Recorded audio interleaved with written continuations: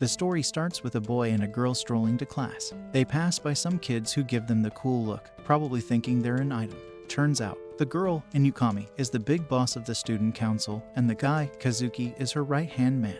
Then there's Usato Ken, your regular school kid, no friends but with a soft spot for critters. He's always flying solo but chirps up around animals. One day, he's so caught up helping sparrows that he wings it home late. Suddenly, heavy rain starts pouring down, and some students snag Ken's umbrella. Stuck in a soggy situation, he considers nabbing someone else's, but his kind heart won't let him. Just then, Inukami swoops in, concerned about his umbrella. Being the student council honcho, she can't bear to see anyone soaked, so she offers hers. But Ken politely declines. Her sidekick, Kazuki, shows up, revealing he's in Ken's class and hands over a spare umbrella. Ken's puzzled how Kazuki knows him when they've never exchanged a word, but figures he's alright. They swap intros and toddle home, convinced it's fate that's brought them together. Walking alongside the popular duo, Ken worries about stirring up jealousy among the other students. He shares with Kazuki his impression that he's a bit of a ladies' man, but Kazuki sets the record straight, explaining he only talks to the girls who initiate conversation. Then Ken gushes to Inukami, calling her a goddess, but Kazuki adds that she's not just kind and pretty but also top-notch in all subjects and sports. Moved by their openness, Ken wonders if they're dating, given all the rumors swirling around school.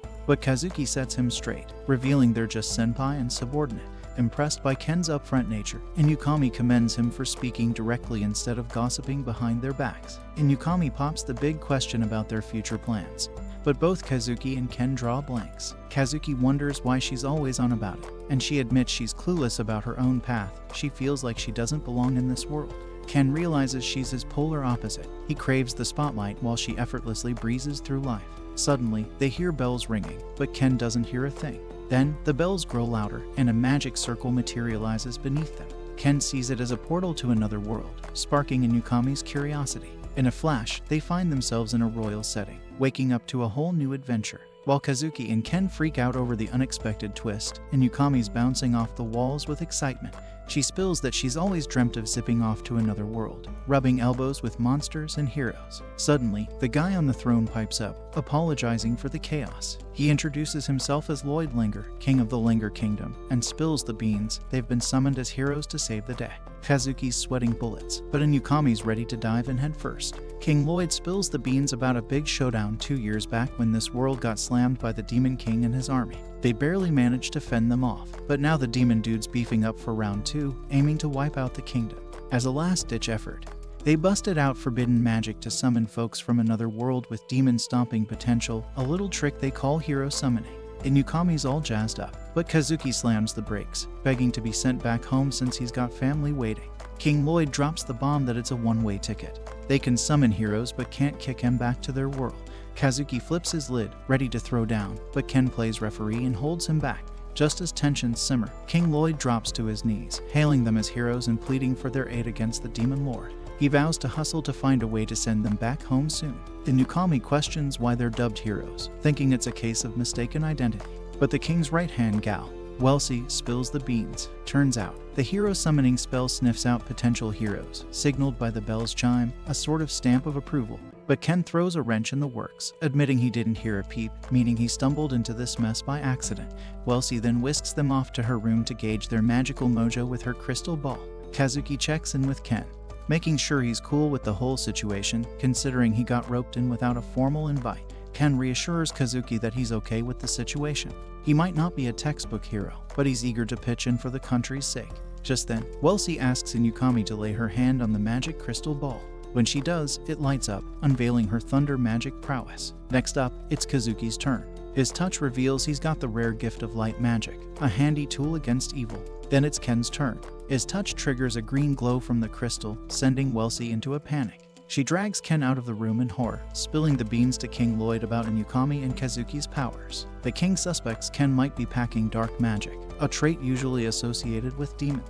But Welsi clarifies that the crystal went green, throwing a curveball into their assumptions. King Lloyd is rattled by the revelation and urges Welsi to keep quiet about Ken's rare magic, considering its rarity. He's determined to shuffle Ken away from the castle pronto, pondering if there's a safe haven for him in the kingdom. But before they can make arrangements, Ken plucks up the courage to grill King Lloyd about his mysterious magic, concerned about its implications. Suddenly, a green-haired girl barges in, sending everyone into a tizzy, including the king. She's on the hunt for info about summoning magic and heroes, eyeing Ken up like he's the chosen one. But King Lloyd sets her straight, clarifying Ken's accidental summons. The green-haired gal introduces herself as Rose, head honcho of the kingdom's rescue squad. But Ken's not buying it. He reckons she looks more like she's from a hit squad than a rescue team. Wellesley volunteers to escort Rose to the hero's quarters, and Rose happily agrees. Just as Rose is heading out, King Lloyd suggests Ken take a breather in the room while they figure things out. But Ken's not letting this slide. He's itching for answers about his magic and that weird green crystal. The mention of green catches Rose's attention, and she butts in, asking the king if she can borrow Ken for a bit. King Lloyd freaks out, ordering Wellesley to whisk Ken away as far as possible. Wellesley scrambles to comply, but Rose is lightning fast, catching up in no time. She even messes with Wellesley's magic mojo to snag Ken. Then, she drops the bombshell. She plans to train Ken as a healer. With that bombshell, she jets out of the palace, leaving everyone in shock. It turns out, despite landing in this world by accident, Ken's got a rare talent, healer magic. Wellesley spills the beans to Inukami and Kazuki, filling them in on Rose's plan to recruit Ken due to his healing chops. Inukami is on board with the idea, but Wellesley warns her that Rose's training regime is no walk in the park. It toughens up even the strongest minds. When they reach Rose's digs, she breaks down the ins and outs of healing magic for Ken. She introduces him to his new crew, Tong, Mill, Alec, Gommel, and Gerd, all sporting some pretty intimidating looks. Tong's quick to apologize for their scary appearance, explaining it's just their way of saying hello. Rose drops the bombshell on Ken, revealing that the rescue squad's short on healers and she's taking charge of his training to beef up his healing gang. Ken's taken aback and asks for a different instructor, but Rose isn't having it. She makes it clear his training starts bright and early the next day. Stunned by the sudden turn of events, Ken mulls over what's in store but decides to roll with the punches and give it his all before calling it a night. The next morning, Ken gets a knock on the door, and surprise, surprise, it's Kazuki and Inukami. They pop in for a chat, and Ken spills the beans on his adventures since their last hangout. Despite a few bumps in the road, Ken's still keeping his chin up, staying pumped about his training. After the gossip session, Ken jumps into some serious magic training with Rose. It's all about the basics, and Ken's determined to master them. Rose even throws in a bit of homework that Ken's got to bone up on his knowledge about the world, from plants to kingdoms. For the next few days, Ken's routine is pretty much just running, and more running. But hey, gotta get those legs pumping, right? After a week of pounding the pavement, he and Rose kick things up a notch with some sparring sessions. It's all part of Ken's journey to master his healing magic like a boss. Despite the sweat and sore muscles, Ken's pumped up about the progress. But there's a method to Rose's madness that she's been focusing on his physical training so he can dash in and save the day when his pals are in trouble. When Rose spills the beans about her strategy, Ken's even more fired up to give it his all. After 3 weeks of hard work, Kazuki and Inukami pay Ken a visit again and are blown away by his incredible progress. Even Army Commander Sigles, tagging along with them, raises an eyebrow at Rose's unconventional training methods. However, Rose surprises everyone by declaring that Ken will become her right-hand man.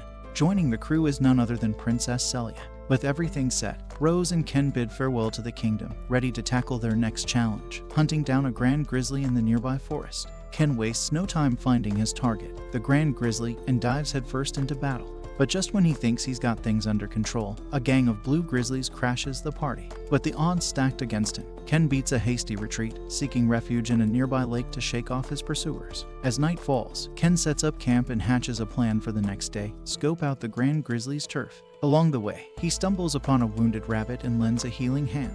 To his surprise, the rabbit decides to tag along, leading Ken straight to the bear's den.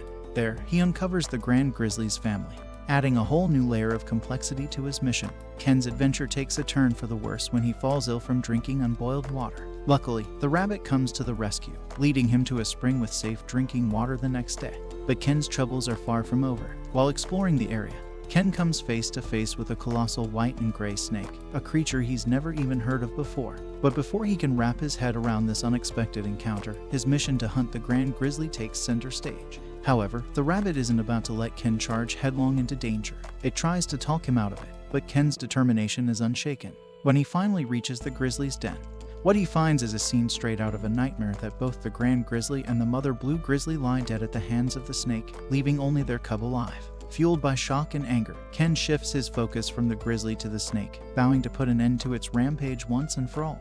Ken discovers the bear cub attacking the snake and joins the fray.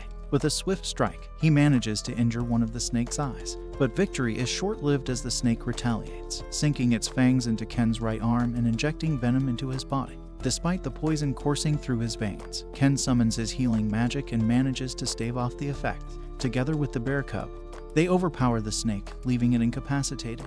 Just in the nick of time, Rose swoops in and delivers the final blow, putting an end to the snake's reign of terror. With the danger vanquished, Rose confirms that Ken has proven himself worthy. Meanwhile, back in the shadows, the Demon Lord eagerly seeks an update on the impending invasion, itching to unleash chaos upon the world. Rose delivers the sobering news to Ken about the impending war and his crucial role in the vanguard. He'll be right alongside her, patching up wounded soldiers on the front lines. As tensions mount, it's clear that the Demon Lord's army is gearing up for a full-scale assault. Amidst the chaos, discussions swirl among the troops about the vital role of kidnappers, soldiers tasked with rescuing the injured and bringing them to Rose for healing. In the midst of all this, Ken tends to his loyal companion, Blurren, with Rose emphasizing that the bear will need to pitch in as well. Ken takes Blurren under his wing during simulation training, using the bear as a makeshift wounded soldier. As they navigate the exercises, Ken faces ambushes and challenges from his fellow soldiers, simulating the harsh realities of the battlefield. Rose explains that the intense training is crucial, preparing Ken for the exhausting conditions he'll face in the heat of battle. As Ken and Blurren make their way through town, they catch the eye of a curious girl named Amako, who takes a keen interest in them. Before long, they run into Orga Fleur, a fellow healer from Rose's rescue team. Orga shares that her sister, Yuru, is also part of their healing crew. Orga explains that they run a clinic in town, offering medical aid to civilians, while also lending a hand to Rose's team when needed. After their chat, Ken and Blurren head to the castle to meet with Kazuki and Inukami. However, Inukami drops a bombshell. Kazuki is off training beyond the kingdom's borders with Siglis and the gang. She reveals that once Kazuki returns, it'll be her turn to hit the training grounds. Rose steps in and drops another bombshell. Ken will be joining Inukami on her training expedition outside the kingdom. It's all part of getting him prepped and ready for the challenges ahead.